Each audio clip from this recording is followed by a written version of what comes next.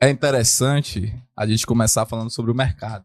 O Bahia já tem 4 nomes fechados aí, já certo. Já em Salvador, tá? Perfeito, mais um Nenhum agora. anúncio ainda, mas já tá tudo em Salvador.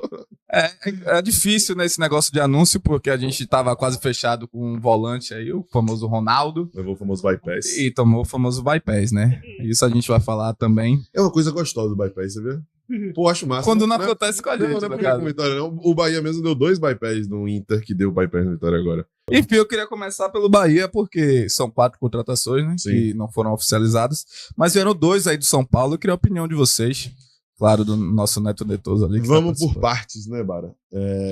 Eu acho que os nomes iniciais que estão encaminhados com o Bahia, a gente tem batido muito nessa tecla, estão longe de ser os nomes que geram entusiasmo profundo no torcedor. Até porque não são nomes das posições efetivamente carentes hoje do plantel, né? Não só do time titular, como do plantel. Eu acho que todo torcedor do Bahia identifica que a gente tem uma carência clara no gol e na centroavância, tendo também a necessidade de se movimentar na zaga, porque apesar da evolução de Canu em 2024, não dá para ter uma segurança tremenda, nem a garantia de que ele vai manter o ritmo de jogo ou até subir o nível, subir o sarrafo. Então precisa também de um investimento maior por ali. Então a ordem das movimentações, é até algo interessante da gente poder discutir isso, acaba também interferindo no julgamento do torcedor. E os nomes que vieram até agora tá muito claro, né? Tem gente que vai brigar pela titularidade, tem gente que tem potencial para ser titular, pelo que Jean Lucas vinha jogando, o Eric vem com grande potencial de ser titular, mas nenhum vem com aquela garantia do torcedor de que o patamar subiu, de que o nível subiu e de que as coisas serão solucionadas naquela posição. Agora vem muita gente com apetite, né? Acho que Eric tem um pouco disso, Eric Puga também tem muito disso. Rodrigo Nestor tá querendo reencontrar o que ele mostrou de muita qualidade em 22, principalmente com o Ceni, né, que ele teve ótimas participações em gols. Em 23 não tanto, mas ele conseguiu fazer o gol da final, então ganhou um status muito grande também. E Michel Araújo eu acho que é o que gera mais dúvidas no torcedor.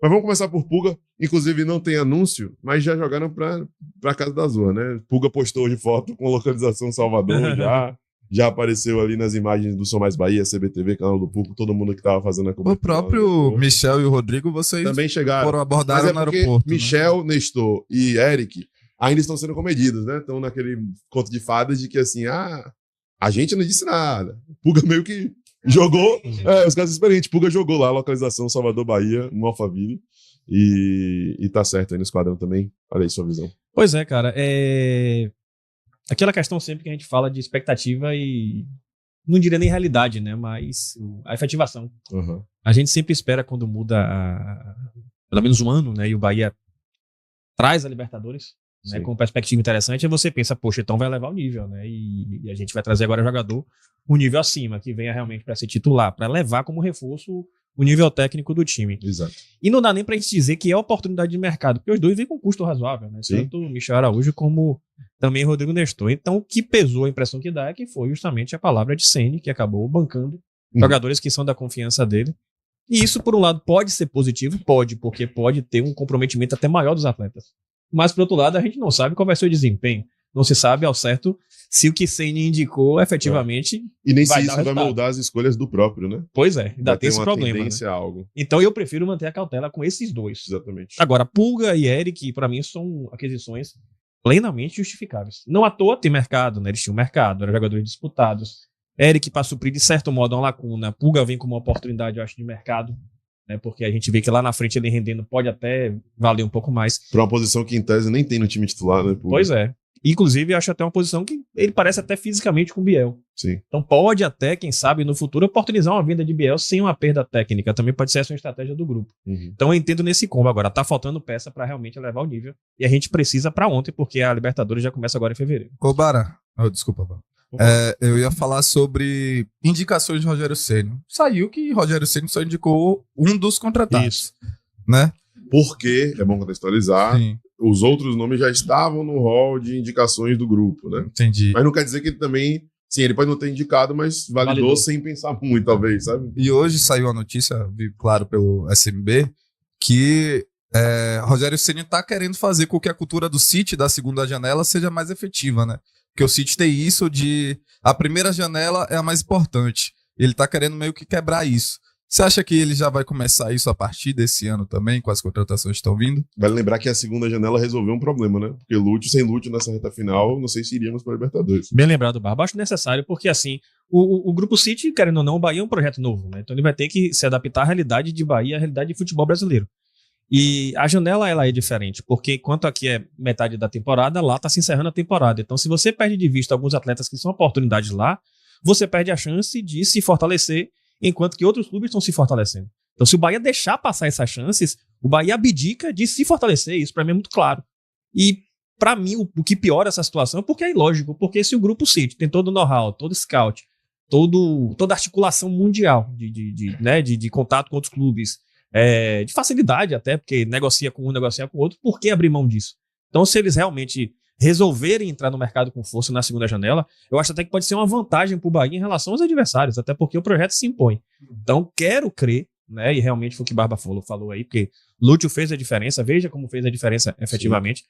Não duvido, sem Lúcio o Bahia provavelmente não teria nem conquistado a pré-Libertadores, né, a vaga na fase preliminar. Então veja a importância de um atleta como esse. E Borducho não dá para contar, né, foi pré-contrato, chegou no meio do ano ali, ainda que tenha sido uma transferência internacional. Eu quero crer que eles vão aplicar isso aí. Agora, não é tão simples. Tudo lá é muito racionalizado, não se avalia com a nossa emoção, né? Mas eu acho que tem que ter realmente um dendezinho aí para dar uma melhorada nessa muqueca aí, porque a gente precisa baianizar um pouco esse projeto do Grupo City com o Bahia. Sim, com certeza. Maior exemplo foi o Corinthians, né? Que antes da janela estava brigando por rebaixamento e depois Libertadores, assim, com Depay e outras contratações. Botafogo também, né? A virada de busca por título mesmo é quando chega a galera na segunda janela. Eu queria escutar, Barba, a sua opinião da galera do Vitória sobre a janela do Bahia. Rapaz, eu queria fazer antes disso, queria falar que a gente tem que descobrir qual é o banco que o Corinthians usa, porque eles sempre conseguem dinheiro. Pra gente conseguir, né? Também fazer as contratações legais. E não é um só. No meio do ano, né? Porque tal. teve um que eles tentaram efetivar a compra de Hugo Souza e não foi aprovado. Sim. Depois outra alternativa. Então... Às vezes os caras botam pra pedalar. Mas você pergunta sobre as contratações do Bahia, no caso. Isso.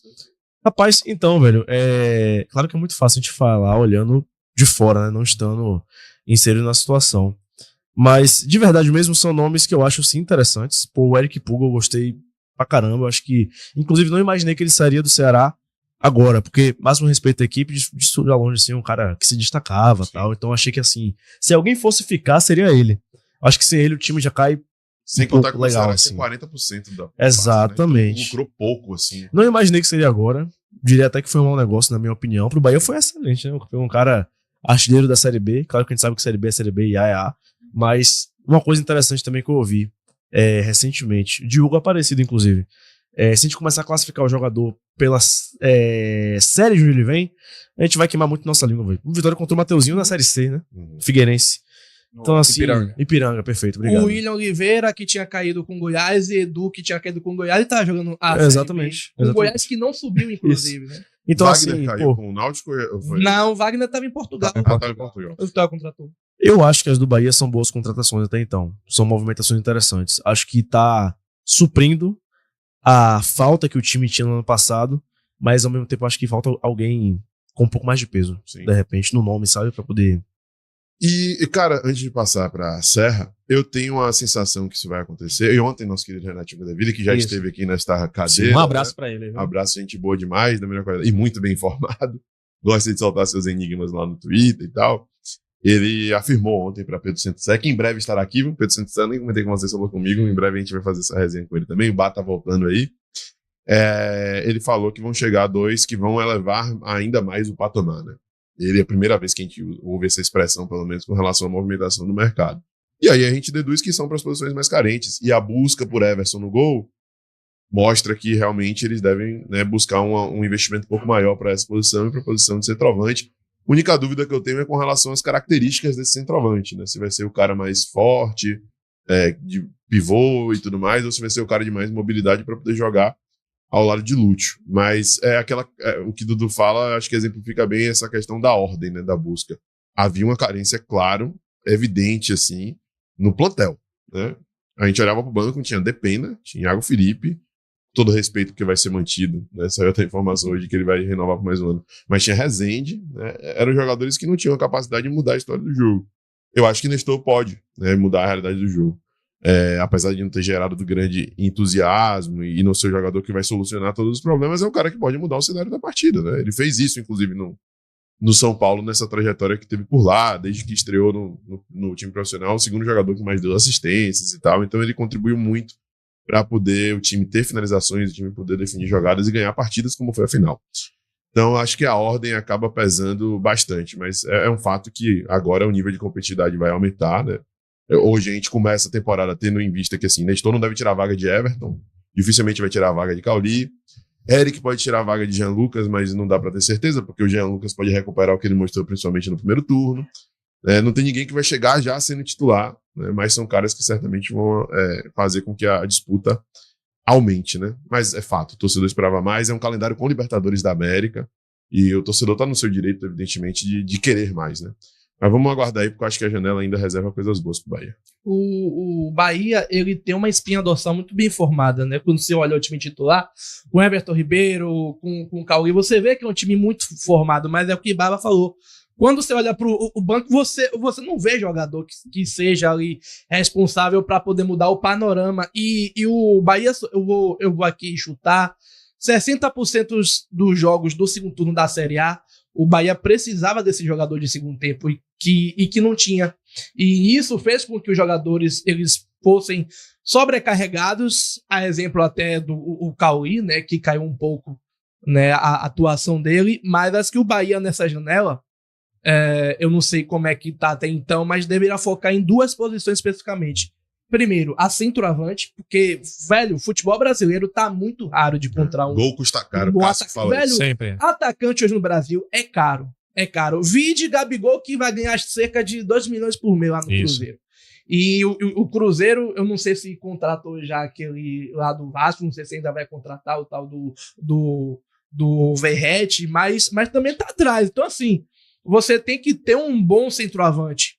Sobretudo, você vai disputar uma Copa Libertadores, onde você vai precisar do cara para fazer o gol, onde o Bahia vai jogar na altitude, onde a bola ela praticamente trai para quem não consegue, para quem não tá habituado a jogar ali. Então, acho que o Bahia vai ter que focar no centroavante e principalmente no goleiro. Acho que é importante que o Bahia traga um nome bom no gol, porque o Bahia sofreu muito em 2024 com os nomes Marcos Felipe, Adriel. Eu lembro que no Campeonato Baiano, o Rogério alternava o goleiro.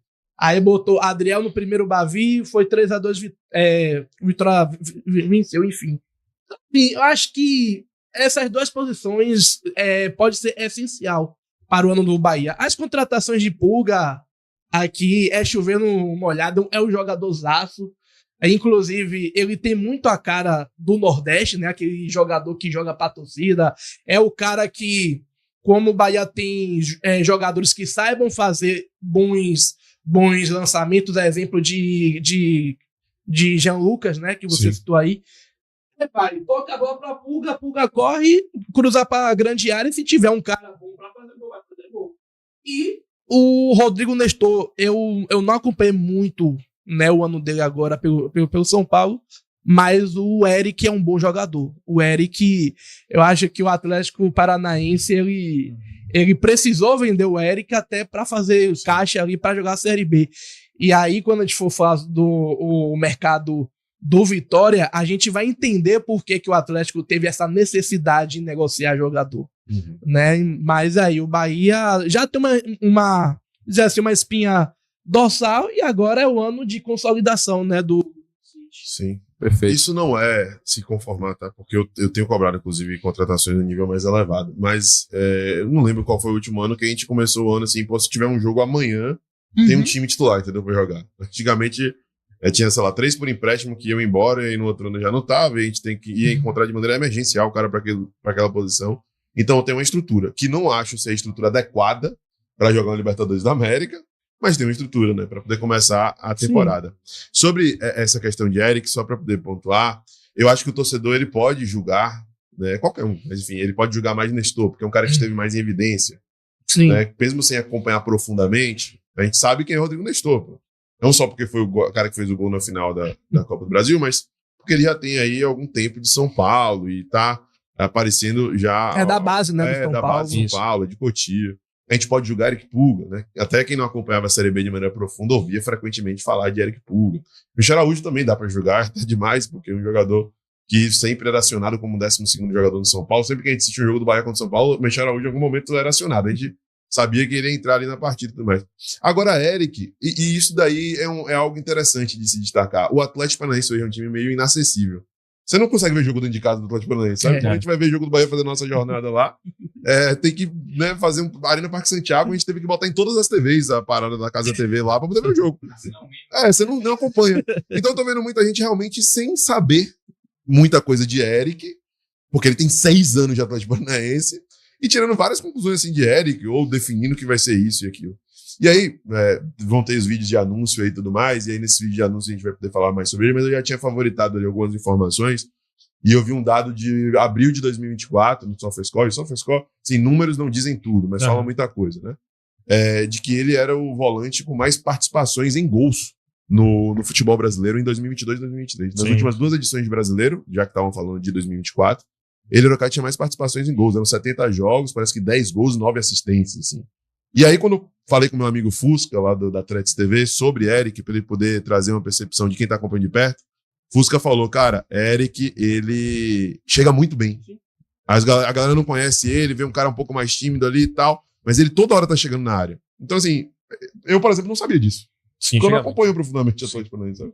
E isso tem que entrar no julgamento, no bolo, evidentemente, né? Então, o scout viu isso, os números foram levados em consideração, certamente, e ele, de todos esses, eu acho que, assim, Pulga foi uma aposta, mas foi uma aposta válida, pelo valor, né, pelo que ele fez no ano de 2024 e tal. Mas Eric, desses todos, é o que eu acho que chega com mais potencial para titularidade, sabe? E deve botar uma pressão ali em Jean Lucas, e se ele não der a resposta agora, ele vai ficar pra trás, né?